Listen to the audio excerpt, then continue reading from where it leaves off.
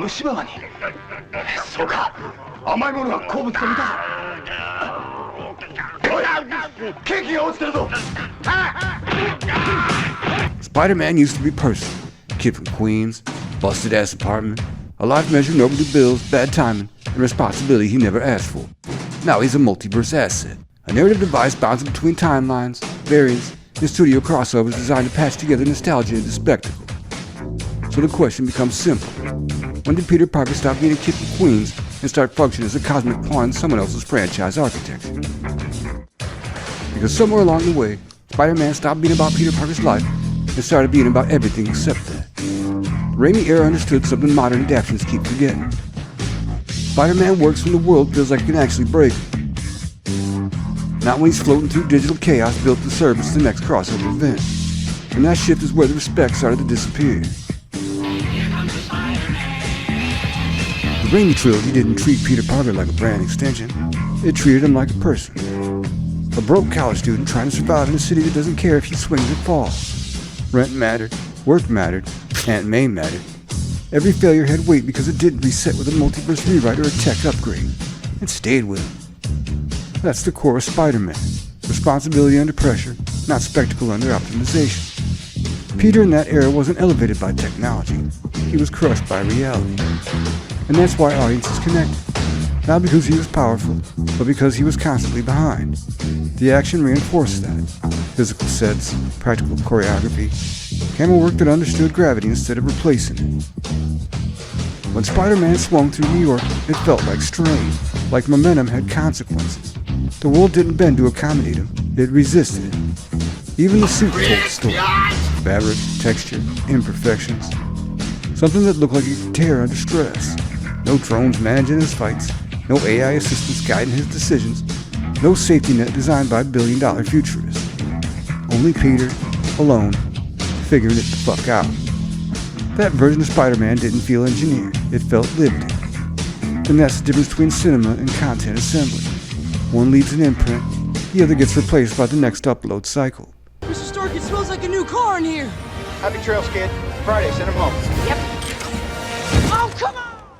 The moment Spider-Man entered the MCU, the center of gravity shifted. Peter Parker stopped being the architect of his own story. He became an extension of Tony Stark's narrative gravity. Iron Man Jr. wasn't a nickname, it was a structural problem. Every major beat of his identity got filtered through Stark technology, Stark mentorship, and Stark consequences. Even his failures were often staged as lessons inside someone else's legacy. That's not mentorship, that's narrative absorption. And it diluted the core tension that made Spider-Man matter in the first place. A hero defined by independence becoming dependent on the most powerful man in the universe.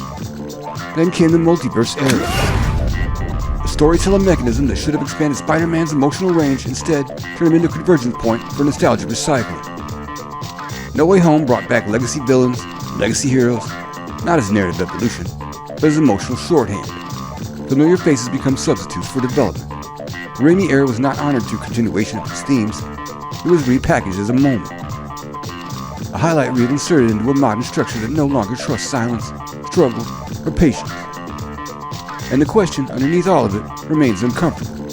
Did Peter Parker grow through that story? Or did the story grow around everything except him? Because when the dust settles, what remains is not a clear Spider-Man, it's a louder one, surrounded by echoes of better defined versions of himself from other timelines. Then the industry starts teasing the next phase. Brand new trailer drops. Street level resets, Punisher crossover, Savage Hulk, Sadie Sink as Jean Grey. Hell no. Everything positioned as a correction, but still operating inside the same machine that caused the drift in the first place. The pattern becomes obvious. When narrative clarity shifts, escalation replaces it. When character focus weakens, multiverse expansion fills the gap. When emotional grounding disappears, crossover scale takes its place. It's not reinvention, it's accumulation.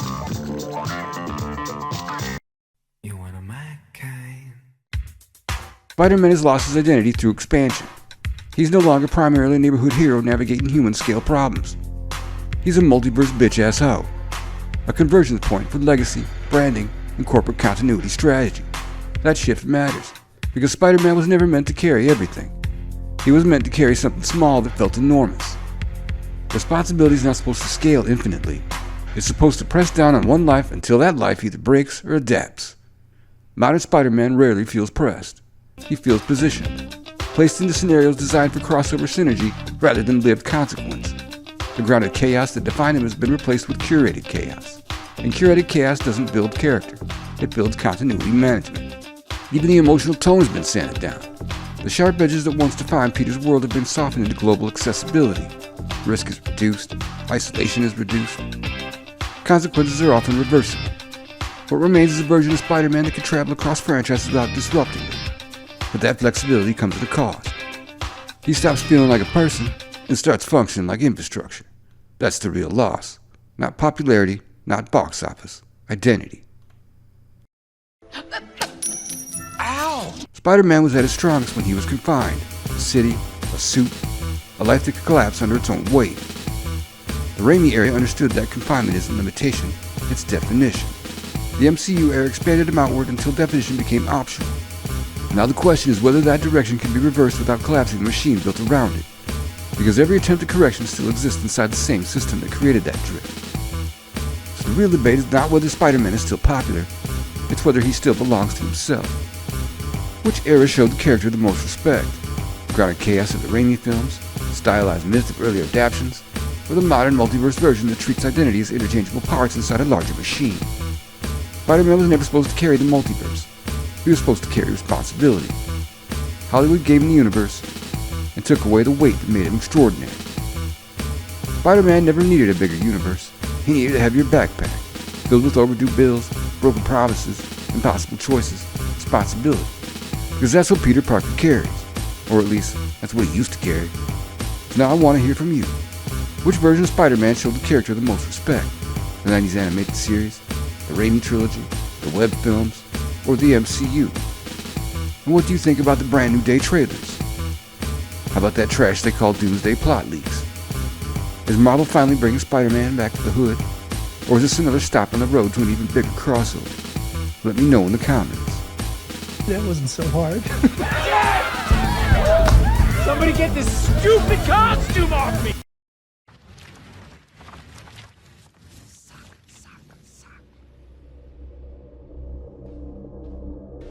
When I was a dumbass kid sitting Indian style on brown and gold shag carpet, lights off, television humming like it was about to confess something sacred, that lonely piano from The Incredible Hulk started playing and it felt like the end of the world. Bill Bixby wasn't a superhero. Shit, he wasn't even Bruce Banner. They called him David because some CBS executive decided Bruce didn't sound masculine enough. So David Banner walked, highway to highway, town to town, a drifter with a duffel bag and a curse in his bloodstream. Try not to hurt anyone ever again. And when those eyes went white, when Lou Ferrigno stepped into frame, you didn't clap, you didn't cheer, you held your breath. You prayed he didn't see you. You prayed he didn't lose control. That was the Hulk. Not a brand, not a punchline, a curse walking under flickering streetlights. And now he's taking selfies in the MCU, the most terrifying force in comics reduced to comic relief in his own mythology. And Disney Marvel expected yo dumbass not to notice. Welcome to No Respect, the show where legacy characters come to die slow, dignity-stripped deaths so modern Hollywood can feel morally superior. And today's corpse? The Hulk. Born Bruce Banner. Once the loneliest man on television, now the safest monster in the multiplex.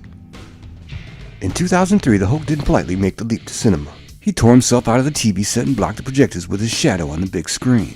This was before cinematic universes, before punchlines were installed like emotional airbags, before a movie wasn't choked out by its own need to be likable.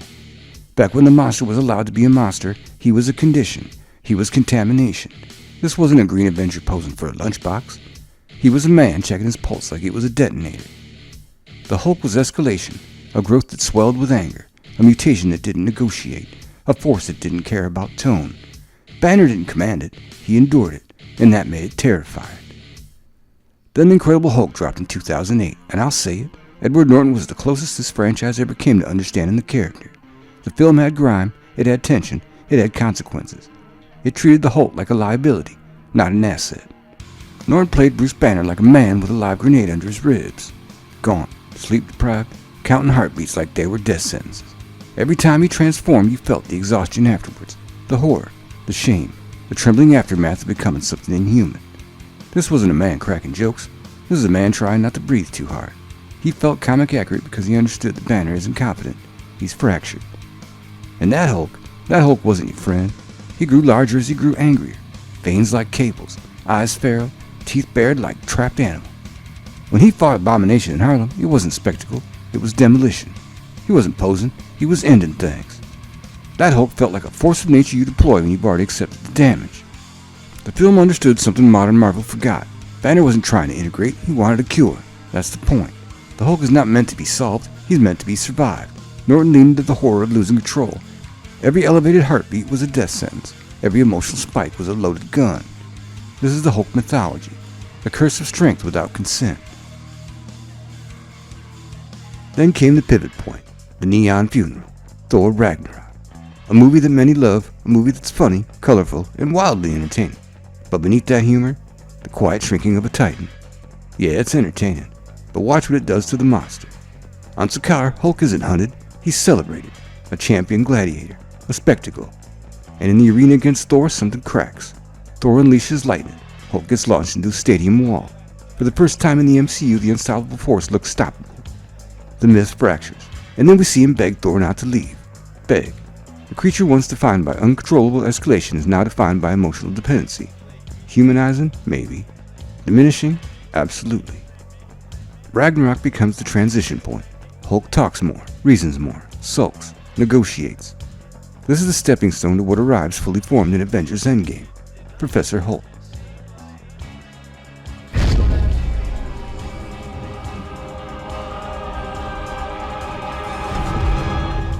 For comedy, absolutely. Comedy shifts gravity. When the monster becomes the punchline, the stakes evaporate. 2 years as a gladiator champion on Sakaar would have left scars. Instead, it becomes colorful backstory. The apex predator becomes part of the bit. And once the audience laughs at the monster, the fear is gone. By the time we hit Avengers Endgame, we got Smart Hulk, Brunch Hulk, Celebrity Hulk, Professor Selfie. He didn't conquer the monster through anguish. It happened off screen. We were told he merged, told he figured it out. No arc, no struggle, no tragedy. Only a time jump and a convenience. The most volatile character in Marvel history resolved in a lab between movies. See, now that's some bullshit. He doesn't mean that. Then came the Deep Blue series She-Hulk Attorney at Law, where Bruce Banner, the man who tried to kill himself because he couldn't live with the monster, is lectured about anger management. Lectured by someone who mastered it in an afternoon. Decades of psychological torment reduced to a joke about catcalling. Bruce Banner, once the embodiment of rage and shame, now comic support in his own mythology. You can call it evolution, I call it neutering. The Hulk used to represent the terror of losing control. Now he's explaining gamma etiquette to an insufferable fool. The monster turned mentor. The edge filed down to fit the tone. He's rumored to appear in Spider-Man Brand New Day, and the reaction isn't excitement, it's apathy. Because when the strongest Avenger becomes a cameo accessory, the myth is already gone. Let's be honest. When Mark Ruffalo stepped in, the tone shifted. Ruffalo's Banner is charming, warm, approachable. But the character stopped being dangerous. Norton brought severity, commitment. A sense that Banner might snap at any second. He played Bruce like a man constantly holding a loaded weapon to his own skull. That seriousness grounded the Hulk in danger. Maybe danger was inconvenient. Maybe discomfort doesn't test well. Maybe Marvel didn't want that. But letting Norton go may have been the moment the Hulk stopped being feared and started being formatted. The Hulk is not meant to be tidy. He's not meant to be resolved. He is the embodiment of repressed fury and power without peace. When you sand down the rage, when you smooth out the instability, and when you turn the monster into a mascot, you don't involve him, you erase him. The 2008 film remains the most comic-accurate portrayal because it understood the core truth. The Hulk is not a hero you aspire to be, he is a curse you fear becoming. And until Marvel remembers that, there will be no respect, only the echo of a roar that used to matter.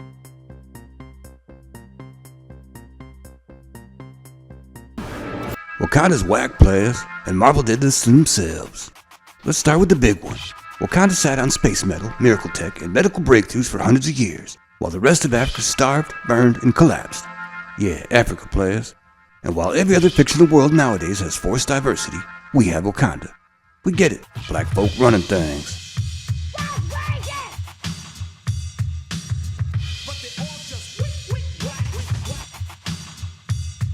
Hey, black people.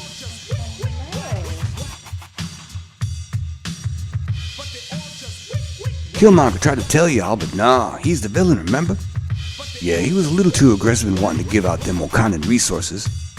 And I get it, isolationism is Wakanda's whole thing. I chose my people. I chose Wakanda. Y'all sitting up here comfortable. Must feel good. It's about 2 billion people all over the world that looks like us. But their lives are a lot harder. Wakanda has the tools to liberate them all. And what tools are those? Vibranium. Your weapons. Our weapons will not be used to wage war on the world. But at some point, we must protect ourselves turns into let's pretend Nigeria isn't over there on fire. Don't worry about clean water from Mali or food security in Somalia. Meanwhile, the royal family was out there hoarding their vibranium like free food for life cards for Popeye's chicken. Shit, Beyonce got one. And we heard that you have a lifetime contract with Popeye's Chicken. I do, actually. And what is that? And what is that? They could have helped, but they didn't want to. They weren't secret protectors. They weren't misunderstood heroes. They were rich neighbors who closed the blinds and said, "Damn, hope somebody handles that." And for the first time in our history, we will be sharing our knowledge and resources with the outside world. What a great speech. That'll definitely fill someone's stomach in Uganda. This feeds nobody. The simplest thing in the world is to just turn all this off. Turn off babies who are near death simply because they have no food or water. Are you gonna finish this?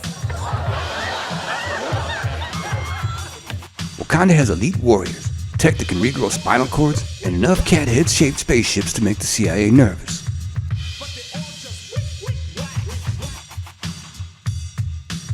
And they still can't drop a few bags of rice in Ethiopia? It's like the Wakandan motto is, we don't do colonization or compassion. In our policy to never trade vibranium under any circumstance. Remember when celebrities tried to feed Africa by singing? At least they pretended to care. Wakanda won't even spare a hologram. Let's rewind. When the Black Panther was introduced in the Civil War, he was dope as fuck.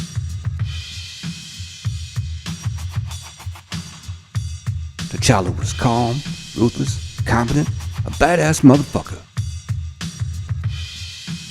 The one that said bad motherfucker. This dude was a crown prince with restraint and menace. He stole every scene without lecturing the audience.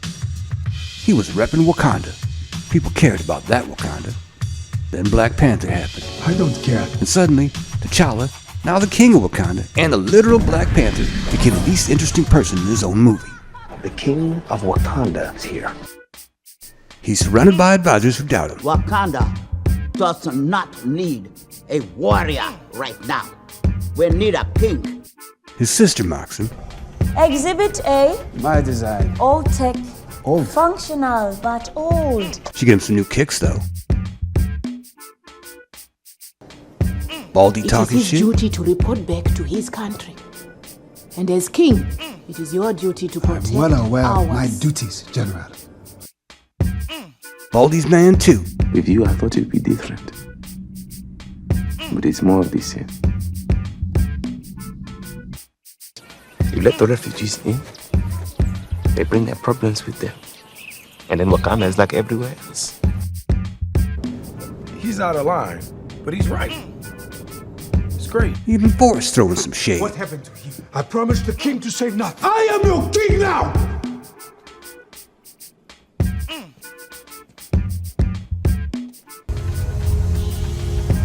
You think I'm crazy? Yes, I am. He get dominated physically, defeated, and thrown up a waterfall like a bitch.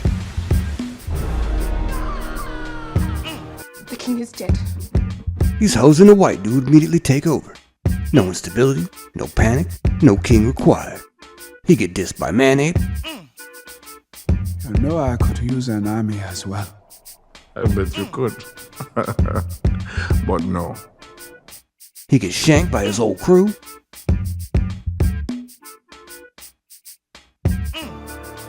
Killmonger's death is the emotional climax.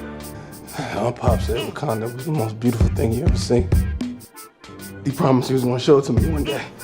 His growth is admitting he was wrong all along. Thank you. You saved me. Who are you?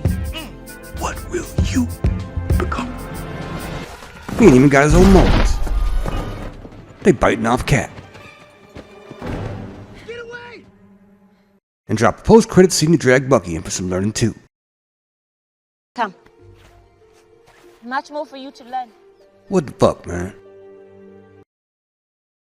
And the movie keeps telling you how progressive it is, while quietly replacing a strong black man with a bunch of boss ladies. For centuries, Wakanda's excuse was, we must stay hidden. Not like these other countries, Nakia. If the world found out what we truly are, what we possess, we could lose our way of life. Cool, man, cool. We all know the truth. More connects us than separates us. But in times of crisis, the wise build bridges, while the foolish build barriers. Now that's a character arc. Then Infinity War happens and suddenly Wakanda is giving therapy to known assassins, handing out vibranium arms to known assassins, hosting Avengers, fighting alien gods, and doing science shit with the Mind Stone. Funny how isolationism disappears the moment the plot needs a third act set piece. Let's be real. The final Infinity Stone was in Wakanda. The snap happened because of Wakanda. My signal. Open Northwest Section 17. Their shields failed. Our shields are dropping. Their strategy failed. Logical. Flawlessly logical. Half the universe died. He's dead, Jack. And nobody ever brings that up again. Then Marvel pulled the ultimate coward move. Chadwick passed away and they refused to recast him and killed the Black Panther off screen. It's with the ancestors. T'Challa, one of the MCU's best characters, erased between movies. That's not respect. That's some bullshit. So what do we get instead? Another boss lady now is the Black Panther. No weight, no gravitas, no king. Hey man, if man ain't cool with it, you should be down too. She has done it. The Black Panther lives! Oh, T'Challa got a kid. My name is Prince T'Challa, son of King T'Challa. You left a child behind. And Marvel wonders why audiences checked out.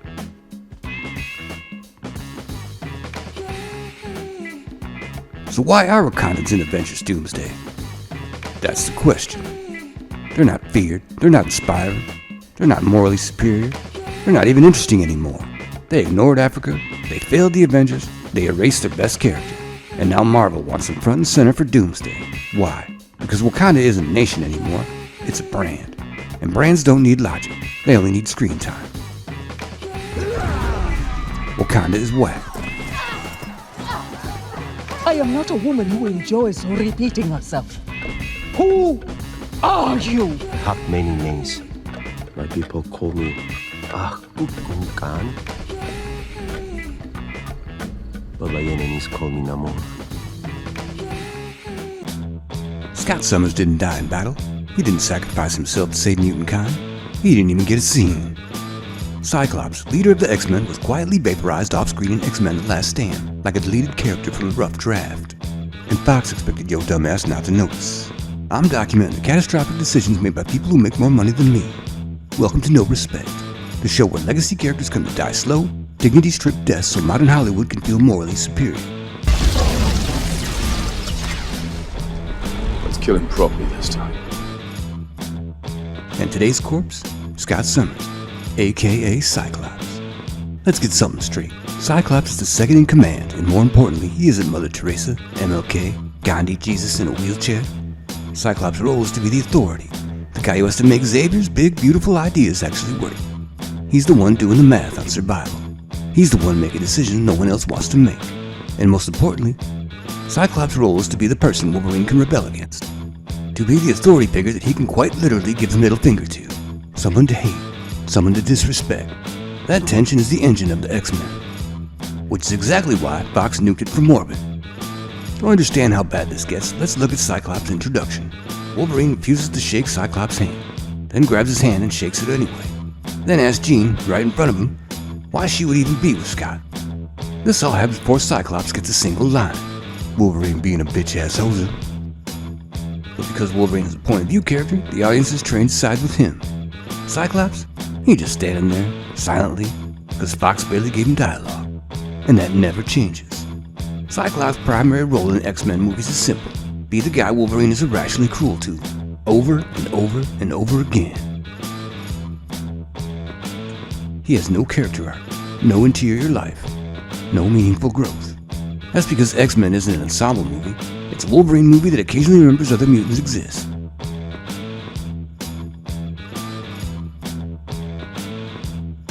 Fox made a choice. Hi, Frank. You have got to be kidding me.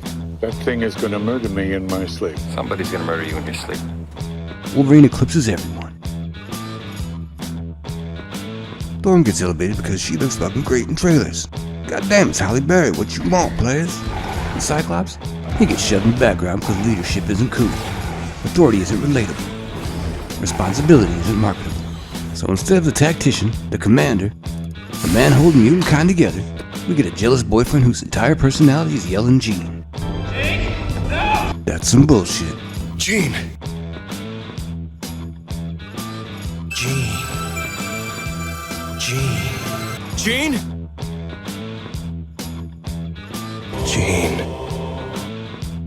Jean! Jean! Jean!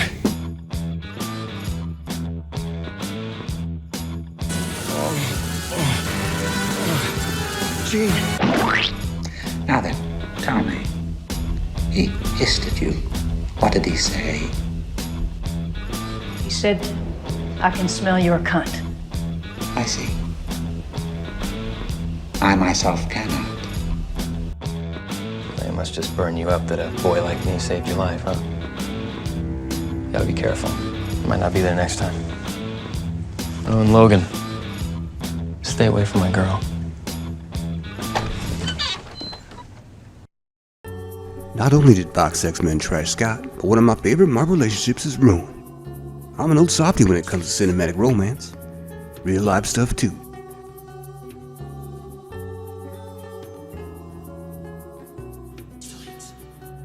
We've had some dope-ass Marvel live-action love stories. Peter and MJ, Star-Lord and Gamora, Tony and Pepper.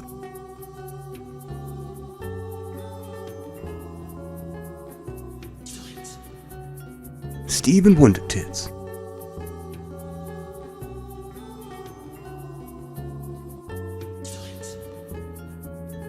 Vision and Scarlet Witch.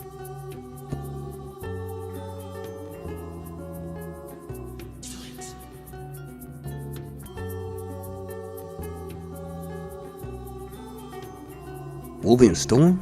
Alright, you rock that wig, girl. Kingpin and Vanessa. Smith, you're under arrest for racketeering. You have I want right to ask remain you. silent. Anything you say can be used against you in a court of law. You have the right to an attorney. You are my heart. You're everything. You understand these rights? Scott Summers and Jean Grey's the greatest love story in the X-Men comics. Not a fling, not a triangle. A marriage, a psychic bond. Two people sharing responsibility, sacrifice, and fear. Jean loves Scott because he understands the burden. Scott loves Jean because she chooses him anyway. This is adult love, hard love, earned love. So what did Fox do? They turned it into high school flirting. Jean Grey spends movie after movie giving Wolverine bedroom eyes, while Scott Summers stands nearby like a coat rack with a visor. Film didn't explore Scott and Jean, they undermined them. Wolverine gets longing looks, emotional closeness, sexual tension. Scott gets distance, not because it served his story, but because Fox needed Jean available and Scott expendable. And now, how does this love story end? Jean kills Scott. In the comics, their love survives death, gods, and reality itself. In the movies, it survives nothing. The leader of the X-Men died like an inconvenience. No last stand, no sacrifice, no heroic moment. Cyclops is arguably one of the best Marvel characters. He's the one who has to live with the impossible decisions, the one who balances ideas against reality, the one whose personal life is a disaster because the survival of an entire species is on his shoulders. Cyclops wasn't ruined. He was never allowed to exist. And here's the uncomfortable truth. If you think Avengers Doomsday is suddenly going to redeem characters Marvel doesn't respect, it won't, because it's the same system, different logo, same mindset. If a character isn't a POV hero, if they aren't a quip machine, if they aren't instantly brand friendly, they'll be sidelined, flattened, or quietly erased. Exactly like Scott Summers. Cyclops didn't fail. The movies failed Cyclops. And if history has taught us anything, when Hollywood doesn't respect a character, they don't fix it later. They kill him off screen and move on. No respect. So when Cyclops fights Dr. Doom in Doomsday, eye-beams ablazing, the tragedy won't be what happened to him. The tragedy will be this. After years of character erosion, humiliation, and narrative sabotage, the audience won't feel a goddamn thing.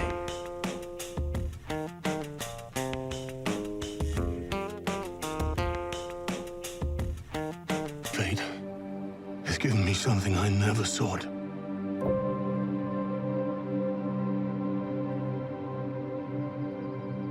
A child. Go to hell, demon! Remember when Thor was God? Not some punchline, not some therapy patient, not some walking improv sketch powered by lightning. Remember when gods were dangerous? Because Marvel don't. This ain't a story about mistakes. This is a story about arrogance. About a studio that believed it could mock myth, hollow it out, and still harvest respect at the end. Marvel fucked around, now they're finding out. I'm documenting the catastrophic decisions made by people who make more money than me. Welcome to No Respect, the show where legacy characters come to die slow, humiliating deaths so modern Hollywood can feel morally superior. And today's corpse? Thor Odinson, God of Thunder. Let's be real, players. When Thor dropped in 2011, it wasn't perfect, but it understood the assignment. Thor starts arrogant, he's stripped of power, he's humbled, and then he earns it back. That's not subversion, that's not deconstruction, that's a character arc, a concept Hollywood now treats like a forbidden scripture. He speaks like a god. You are an old man and a fool! He moves like royalty, he learns restraint without becoming weak, and most importantly, he's taken seriously. This Thor could stand next to Odin and not feel like a Make-A-Wish kid. Marvel still believed in gods then, or at least they hadn't learned to hate him yet. In the Avengers, Thor is no joke. He's not comic relief, he's not a mascot, he doesn't exist to suffer fools gladly. Thor is a weapon. When he enters the frame, the movie slows down, not because the script demands it, but because danger has arrived.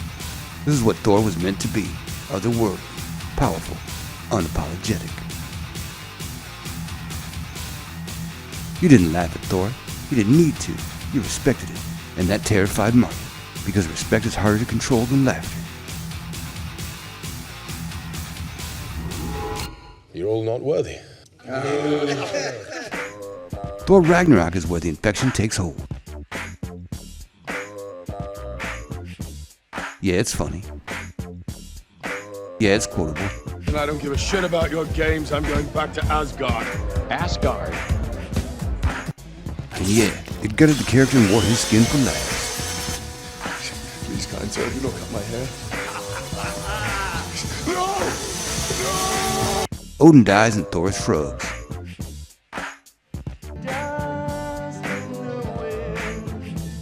Asgard burns and Thor cracks jokes. You can't defeat me. No, I know. But he can. No. The apocalypse becomes a punchline. The damage is not too bad. Infinity War briefly pretends Marvel remembers who Thor is. He's broken. He's furious. He's lethal as hell. Stormbreaker Thor isn't a return. He's a haunting. A glimpse of the god we lost. A reminder of what this character should be if Marvel had the courage to let him stand.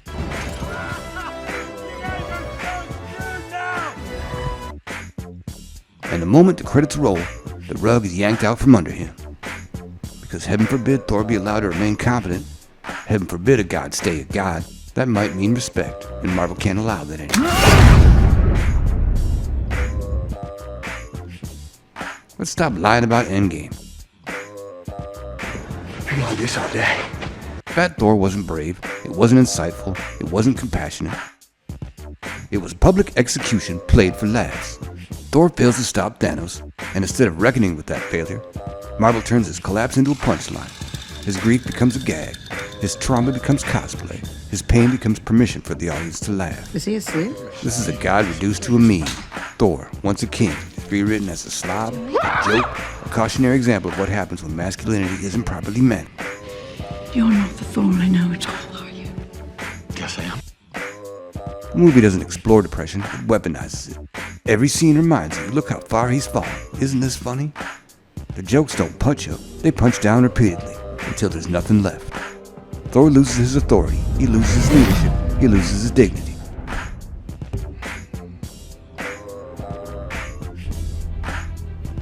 I like this one. And the final insult? He doesn't reclaim any of it. He doesn't rise, he doesn't command, he steps aside. God abdicates not because the story demands it, but because Marvel no longer wants him standing at the center. Move it or lose it, half-bang. This isn't an arc, it's removal. Thor isn't allowed redemption, he's allowed relief. The relief of being replaced. Thor Love and Thunder is not a misfire. It's not a tonal experiment. This is not a misunderstanding. It is a deliberate act of contempt. Film hates its protagonist. Thor is written as loud, dim, emotionally illiterate, fundamentally unserious. He talks to weapons like a jealous idiot. He stumbles through scenes like a liability. He's treated not as a hero, but as an obstacle the movie has to work around. Jane Foster becomes Thor, and the film doesn't rise to meet her. Instead, it pushes Thor Odinson into the dirt to clear the runway. Jane gets gravitas, framing, earnest emotion. Thor gets mockery, infantilization, ex-boyfriend energy. It's claustrophobic. The helmet. Yeah. How? Marvel doesn't elevate Jane. They dismantle Thor to make room for her skinny ass. That's not empowerment. That's humiliation by design. And then there's Gore, a villain called the God Butcher, a character built to interrogate divinity, faith, and consequence. And Marvel buries him under jokes, screaming goats, and improv theater. Thor should have faced judgment. Instead, he's dropping one-liners while gods die off screen. This movie doesn't undermine Thor accidentally. It refuses to allow him gravity. No silence, no authority, no myth, only noise. And now Marvel expects us to care. Care when Thor saves his daughter. Care when he faces Dr. Doom. Care when the music swells and the camera tells us this matters. Why would we? These fools spent a decade training us not to take Thor seriously. These fools taught us to laugh at it. These fools condition us to expect deflation, not consequence. These fools turned a god into a gag, then asked us to feel respect on command. It don't work that way. You don't get to clown a character for 10 years and then demand emotional investment in the final act. You don't get to erase dignity scene by scene and then pretend myth can be rebooted with a close-up and a gravelly voice speech. Respect is not a switch, it's not nostalgia, it's not marketing. Respect is currency, and Marvel spent it all on jokes, on irony, on fear of sincerity. When Thor finally stands in Doomsday, hammer raised, daughter in peril, the tragedy won't be what happens to him. The tragedy will be this. The audience won't feel a goddamn thing.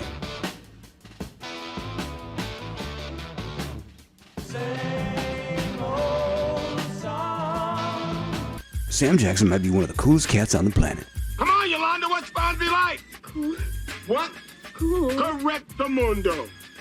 Why did Disney Marvel decide to make his beloved character, Nicholas Joseph Fury, a bitch? Like the other three of you that watched, I thought Secret Invasion was gonna be like Winter Soldier. Nick Fury doing some spy shit. Added bonuses would be to see him as a badass too.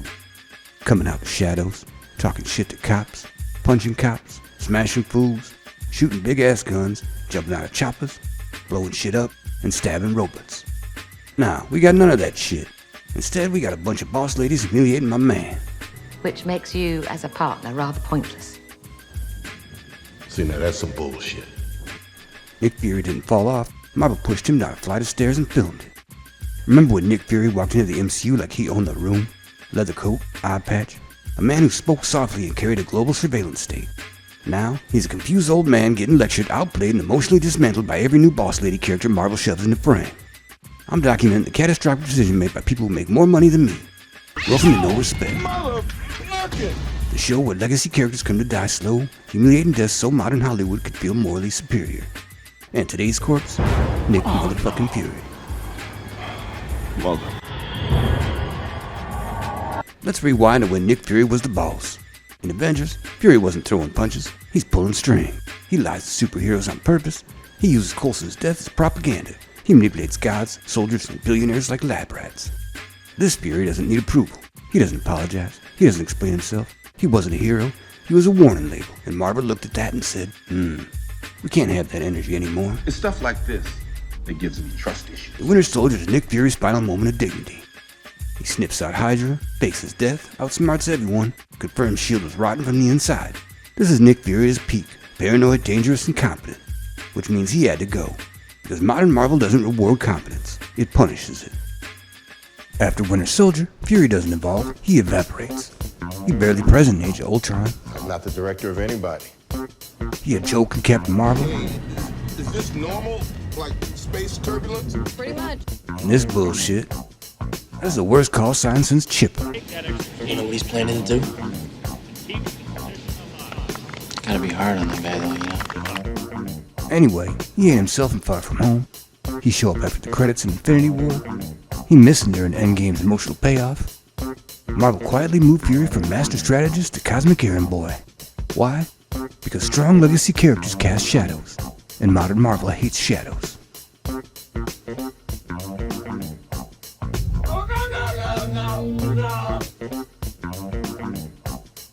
And at the time, we thought it was a slow fade.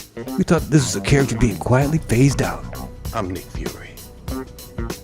Even when I'm out, I'm in.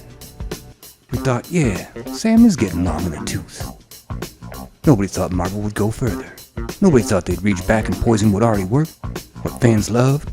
I'm gonna have to ask you to exit the donut. But then came Secret Invasion, and instead of letting the legend fade, Marvel made sure it was discredited. Help me, Talos, because I am useless without you.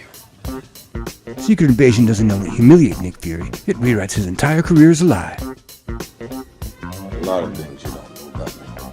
The show drops the single most destructive revelations in MCU history. Nick Fury didn't build S.H.I.E.L.D. Nick Fury didn't outsmart anyone. Nick Fury outsourced everything. Every masterstroke, Skrulls. Every impossible intelligence win, Skrulls. Every moment we thought Fury was 10 steps ahead. I'll be everywhere. He had an alien cleaning crew doing the dirty work. Marvel looked at one of the most iconic strategists in modern cinema and made him middle management.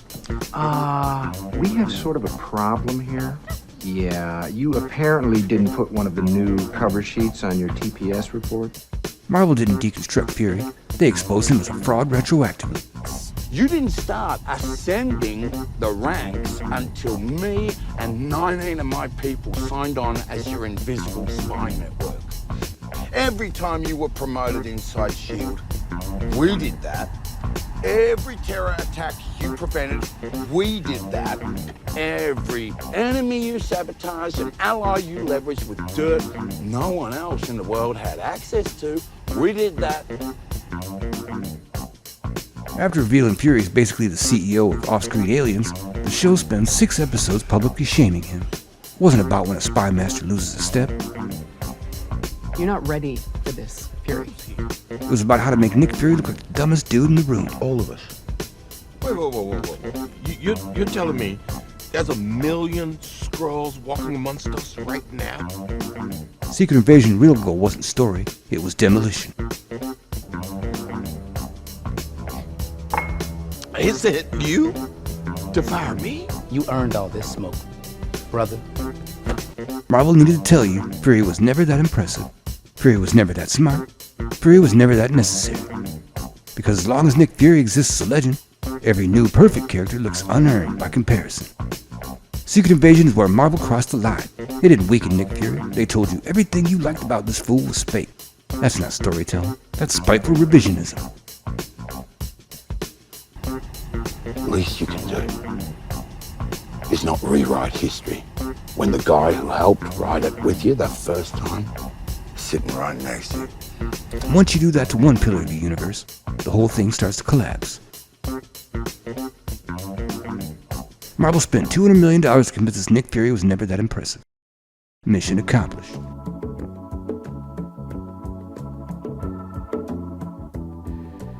By the Marvels, Nick Fury is officially carry-on baggage.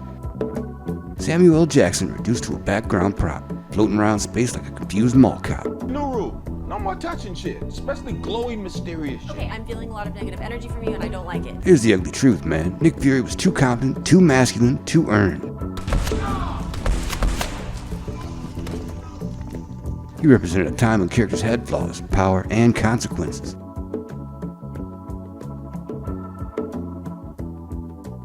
Modern Marvel doesn't want leaders. They want characters who never fail, characters who never question, They'll never know what you sacrificed for them. characters who instantly know better than everyone else. So Fury had to be weakened, apologized, and replaced. Not because the story demanded it, because the ideology did. Oh, if the cheekbones fit. Here's a problem Marvel can't fix. Audiences didn't reject Nick Fury, they rejected what Marvel turned him into. And without any reservation that he's fired. Secret Invasion banished him for compensation.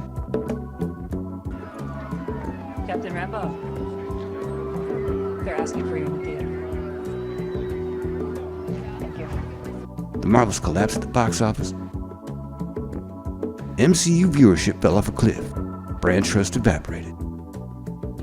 People didn't grow out of Marvel. Marvel grew embarrassing. Nick Fury is the blueprint. If Marvel will humiliate the man who built the Avengers, the anchor of Phase 1, one of the most iconic performances in the franchise, they will humiliate anyone. This isn't evolution. This isn't progress. It's corporate insecurity. A franchise so terrified of its own past that it had to tear it down to justify the present. Nick Fury didn't need redemption. He didn't need vulnerability. He didn't need therapy. He needed respect. And Marvel doesn't believe in that anymore. He didn't need fixing. Marvel did. And instead of course correcting, they burned their foundations, blamed the audience, You've got to do better, Senator. You've got to step up. and wondered why the building collapsed. Where's Fury? Yes, it's coming. Look at you. Oh, Hey man, you down? Like and subscribe. Catch you on the flip side, Flapjacks.